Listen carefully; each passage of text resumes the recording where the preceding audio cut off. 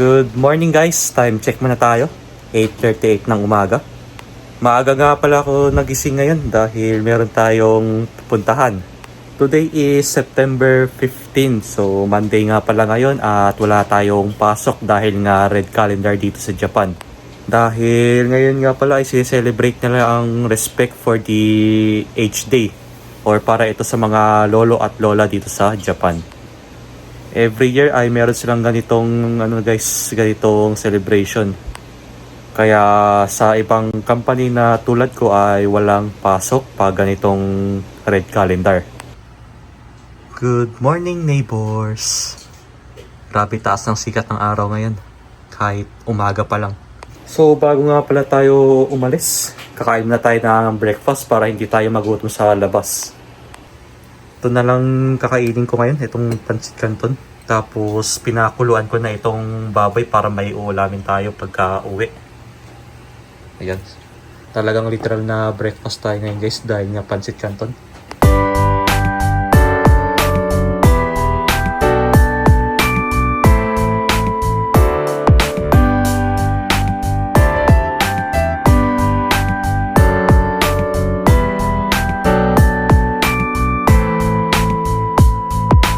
Nandito na nga pala ako sa Eki ngayon at sasakay tayo ng train papunta ng Expo. Dito sa Japan, meron silang Expo na makikita yan dito sa Osaka. So, first time ko nga lang pala pupunta ng Expo dito. Bale, dito muna tayo sasakay ng train tapos magta-transfer ulit tayo sa ibang station para makarating tayo sa Expo. Time check muna tayo. 9:20 na ng umaga. Bali, 10 AM siguro makakarating tayo ng Expo. Saktong oras lang para sa ganitong araw.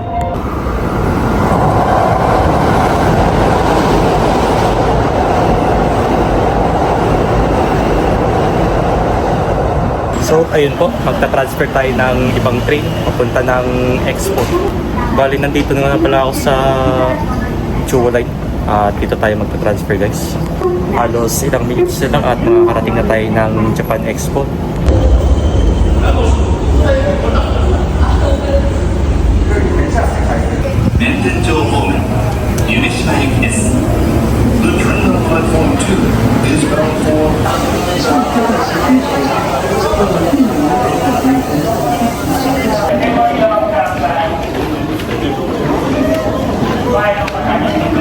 Tignan nyo guys, ayos to. Calm down, tsaka cool down.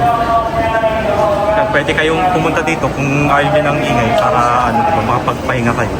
So, nakababa na rin tayo ng train dito guys sa may Umeshima. At maglalakad na tayo papunta ng Expo. So, ang daming tao talaga dito ngayon. Grabe as in. Kahit nga pasakay pa lang ako ng train kanina, punuan, tsaka siksikan pa.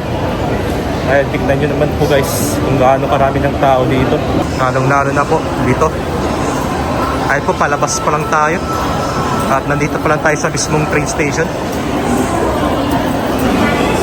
So, tignan nyo naman pa yung train station nila dito. Tapos ito pang nila, Kisab. Grabe ganda. Wala akong masabi kung di maganda guys. Ayan po. First time ko lang puntahan dito guys. Talagang maganda.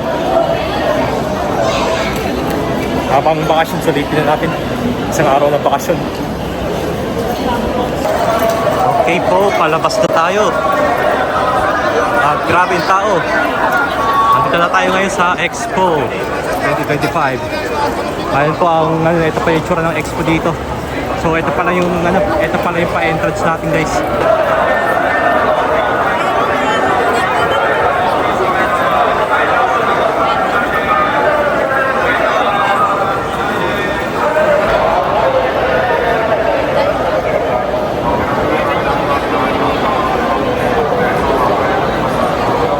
Okay guys, so ayun, nakapasok na rin tayo sa loob at umupo muna ako dito sa may bench saglit dahil ang init ng panahon ngayon. Nakikita nyo naman po kanina na sobrang dami ng tao dito hanggang ngayon pag itong oras po.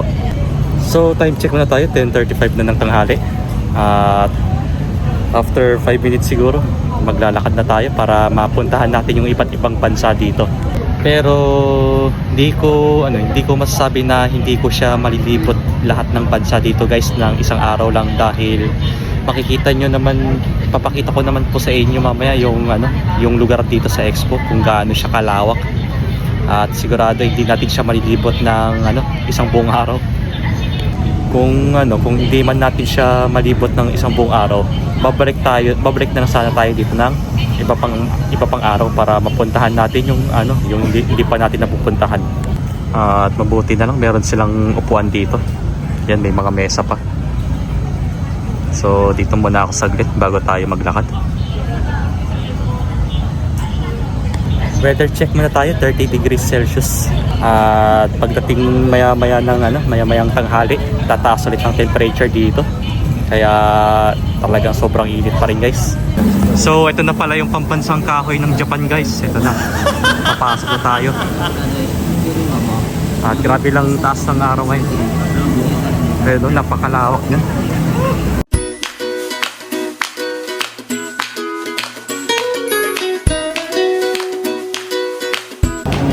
So kasama pala siya sa Guinness World Records. Ito nga pala yung certificate niya. Ito daw yung pinakamalaking wooden architectural structure na makikita yan dito sa Expo. Dito yan sa Osaka, Japan. Ayan po. Tignan nyo na po yung lawak ng nandito. Yung structure nila. Nagawa sa kahoy. Ayan po. Grabe guys. Wala akong masabi kundi ang ganda. Sobra. Ayan.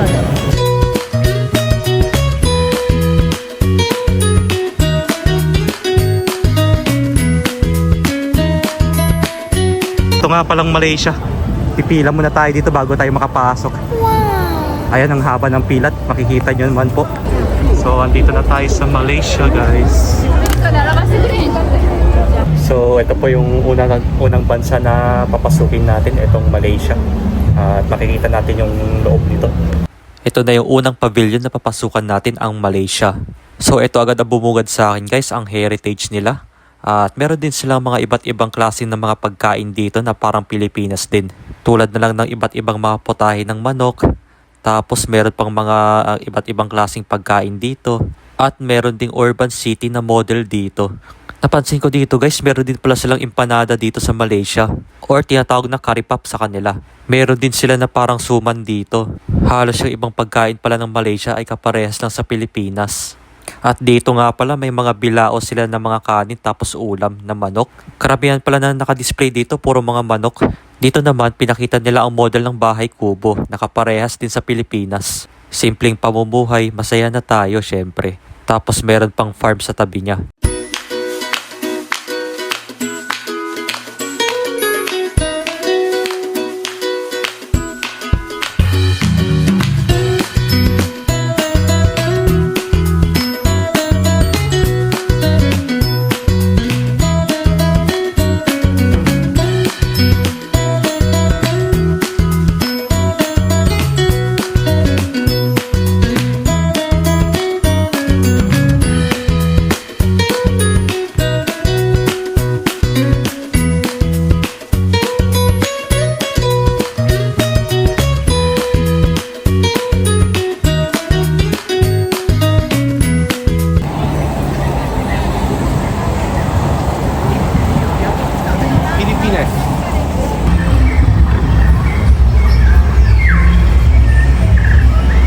So next naman tayo, eto na ang Pilipinas guys.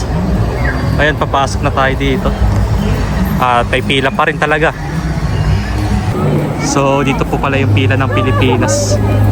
Grabe, daming tao na may gusto dito. Sino namang hindi mag-aakala na maganda talaga ang bansa natin, di ba? Titignan natin kung ano yung nasa loob dito. So ayun, hindi na ako makapaghintay. Excited na ako makapasok sa loob dito. Taas lang talaga sikat ng araw ngayon.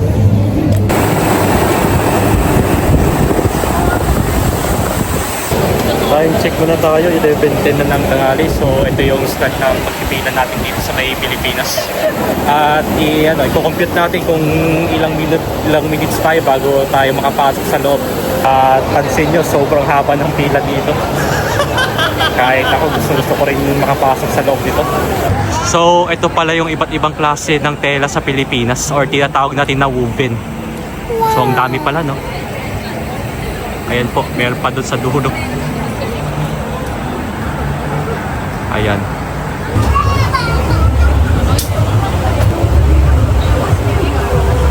So, time check tayo ngayon, 11:30 na ng tanghali. At nandito na tayo sa mismong entrance. Konti na lang at makakapasok na tayo. Halos 20 minutes nga pala tayo naghintay sa pila, guys. At ito na pa yung entrance. Papasok na tayo dyan after 5 minutes. Malapit-lapit na tayo.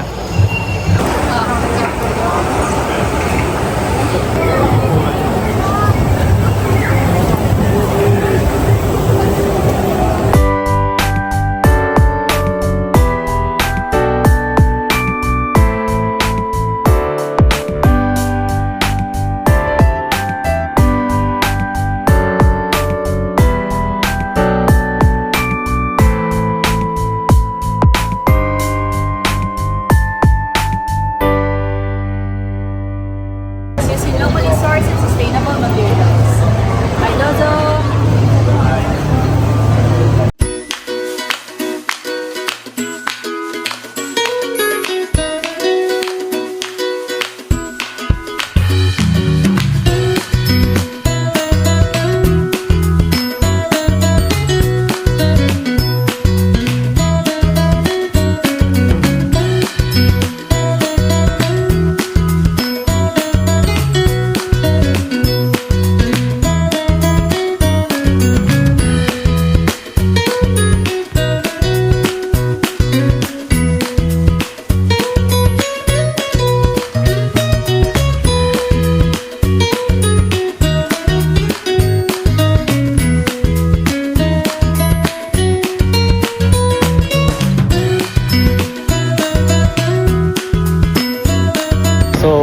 Masasabi ko dito guys, ang sarap maging Pilipino.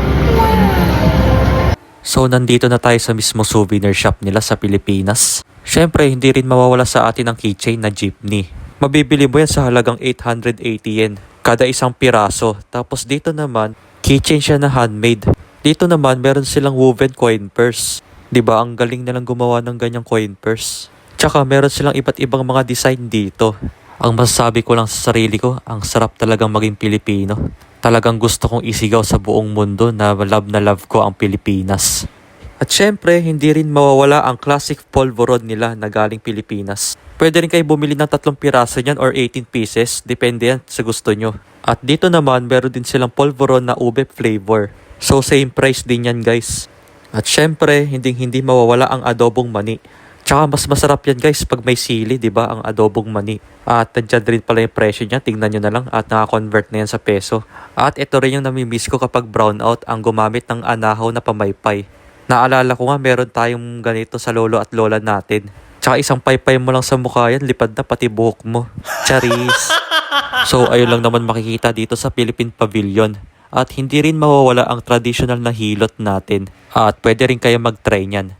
So ito po yung mga binibenta nilang pagkain sa Pilipinas. Lalo na itong lumpia. Meron silang halo-halo. So dito muna tayo next sa may Vietnam. Ito yung pala yung pavilion nila. So pipila ulit tayo dito. Ito na lang kasi pinaka-mixing pila sa lahat ng pavilion. Bali nag-skip na lang tayo kanina sa may America at France kasi sila talaga yung may pinakamahabang pila kanina. Yung pila nga doon kanina guys, sapot nga doon hanggang dulo. Kaya ilang oras pa yun bago tayo makapasok doon. Kaya naisip ko na lang na mag-skip muna tayo doon. Siguro sa next na punta na lang natin dito, agahan na lang natin para makapasok tayo. Welcome to Vietnam. Ito yung loob ng pavilion nila.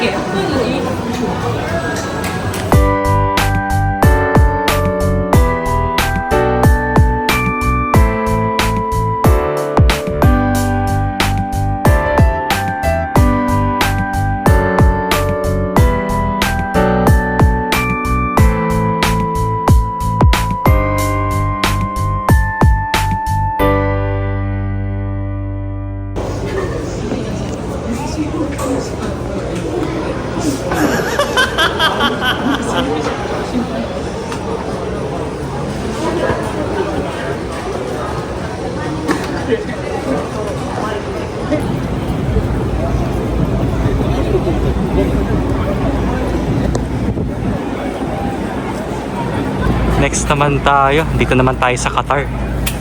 Ayan, mahaba pa rin yung pila guys. Time check muna tayo, 12:25 na ng tanghali at nakapila na tayo dito sa may Qatar. Bali, ito na yung pang-apat na bansa na papasukan natin sa sa pavilion na to. Nung una nga, pumunta tayo ng Malaysia, tapos Pilipinas, next naman yung Vietnam. Pero this time naman, dito naman tayo sa Qatar.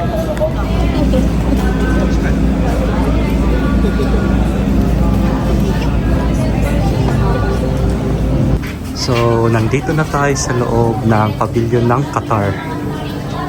Ayan. Ano kayang sa loob? So, ganito po yung itsura niya sa loob. So, yung Qatar, ito po. Ayan yung Qatar guys.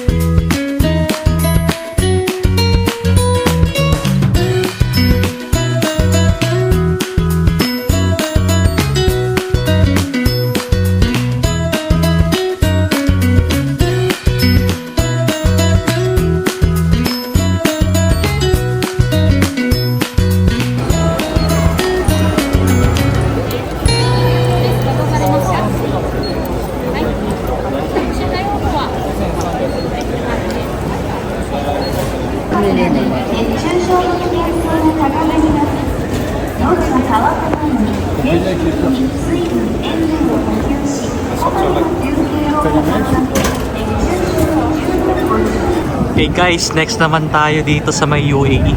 Dito naman tayo papasok sa pavilion nila. So ito na yung panglimang bansa na papasukin natin ngayon. Itong pavilion nila na UAE. Ito po ang pavilion nila, United Arab Emirates na pavilion. So bali ito na yung papasukin natin ngayon.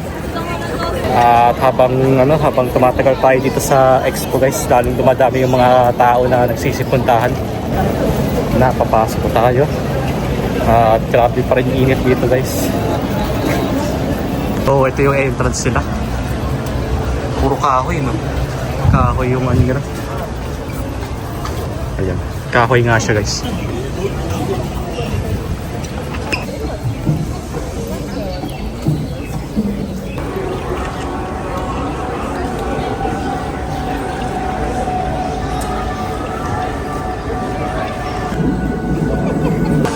So ito pa yung senso nila. Ayun, bango nga yung amoy. Bango. Kasi hindi siya talagang iba yung amoy. Yung bango. Masarap sa ito. Amoy yun.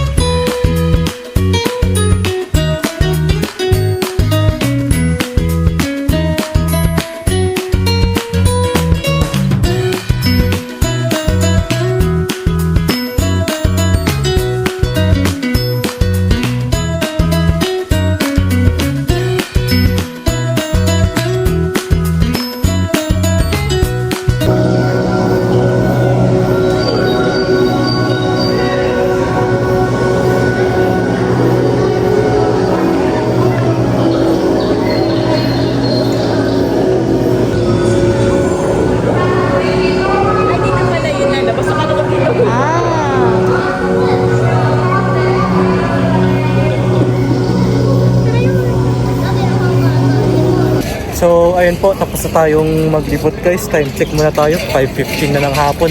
At yung ibang pavilion dito ay hindi na natin naipasok dahil nga kulang na tayo sa oras. At sana pagdating din ng ibang araw ay makabalik pa rin tayo dito. So habang may oras pa kayo guys, sa mga nagbabalak pumunta ng expo dito sa Osaka, hanggang October 13 na lang po dito. Kaya sulitin nyo na po. At isang buwan na lang po ang natitira. So bale, karamihan pa na hindi ko na pasukan na pavilion dito ay sa sa mga bansa na Europe, tulad ng Germany, France at iba pang bansa na nakikita sa Europe.